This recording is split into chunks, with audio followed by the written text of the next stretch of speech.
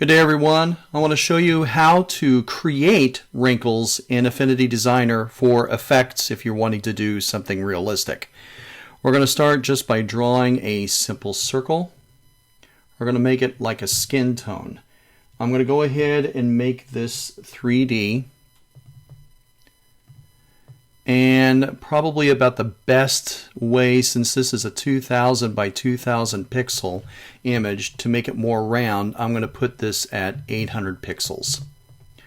Now, I'm going to take the sepulcher down all the way so we don't have much of the shiny, and we're going to move the orientation point, say, around here. So imagine this is a face.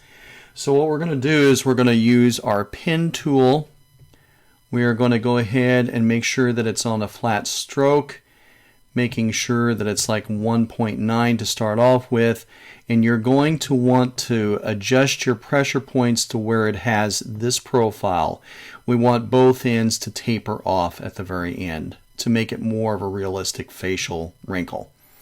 So we're going to go ahead and just make sure the smooth is on this pen tool. Here, here, here, here, and here.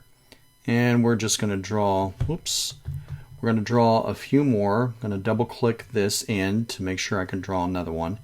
Here, here, and here. Another one here, here, here, and here. Granted, I'm just doing these on the fly very quickly. Okay, so I'm going to select all of the curves that I have done so we can do all this at once, and I'm going to go ahead and zoom in on the canvas.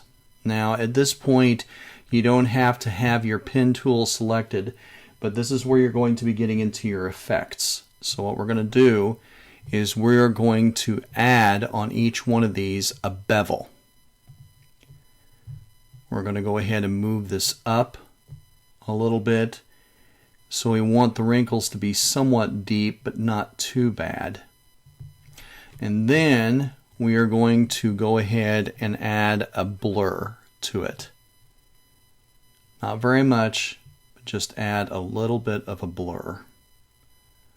So somewhere around here. Now, some of these wrinkles may look a little bit too black. If that works for you, that's fine. But if it's a little bit too black, what you can do is you can affect the blend ratio and go to one of the lightens. So you can have this. So you can play around with the blend ratio, and you can also play around with the stroke ratio if you don't like it. And to go back to the stroke ratio, you're going to go ahead and select the node tool. Make sure that all of them are selected. And of course, if you're wanting to do individual ones, you would have to select your individual curves. So see, if you go down further, making the stroke leaner, it's going to give you more of a wrinkle. But of course, if you make the stroke a little bit more, they're going to start looking like mouths. So let's go ahead and make it sort of like this. That looks good to me. So that is a quick little video on how to be able to create wrinkles within Affinity Designer. Hope this helps you. Later.